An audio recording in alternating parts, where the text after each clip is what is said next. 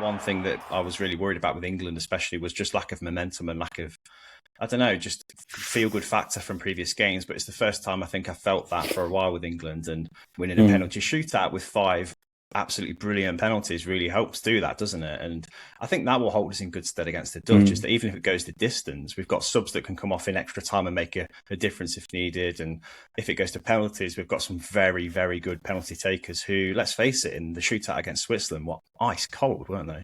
Yeah, I was going to say we moved on to Holland, but actually we should come back and give some time to the penalties because they were outstanding. All 5 of them were brilliant. And let's not forget Jordan Pickford as well. He's fantastic. Like, yeah, he's great. I love Jordan Pickford. I think we really don't value him enough for what he brings to this England side. And I've been saying it all tournament. He's had an excellent season. And I'm really glad that he had a moment in this tournament because he's not had a lot to do, realistically. We've defended well, but when we've needed him, he's been there. And the penalty save was superb. But then for the 5 takers to all bury him with such confidence, like you think about, for us growing up watching England, anytime you even heard the word penalties, you kind of shuddered. And actually, I'll be honest, I didn't. When we got to when it looked like it was going to penalties, I've never been more confident. I looked at that side and thought, think about the penalty takes we had. Yeah, Cole Palmer, we've seen him dispatch them for Chelsea all season with no worries. Same for Ivan Toney. He's probably one of the best penalty takers in world football.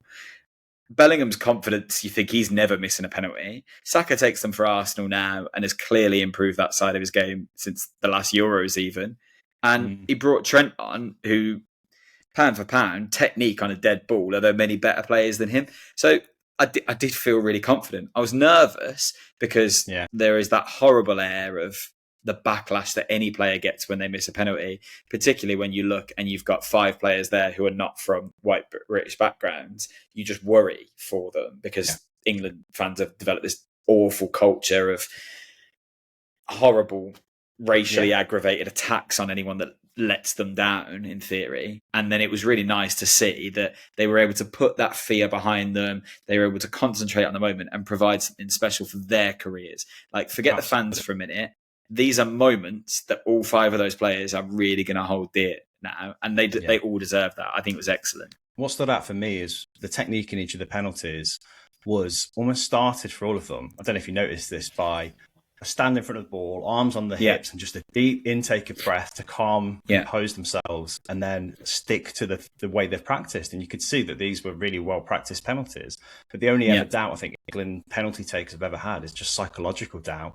The moment, the pressure, the occasion didn't seem to be there for any of them. And that's the most encouraging thing for me, is they've got a very mentally strong group of players on the whole, at least with these 5 penalty takers. But there's a few there I think we could have called upon for a 6th or a 7th penalty who could have been equally as mentally strong. So, brilliant to see. And it's the first time I've been instilled with that much confidence, not just about penalties, but just about the mentality of England. That's really encouraging. And I think against the Dutch, that might give us the edge, because I think they've probably got more self-doubt than we have in some ways.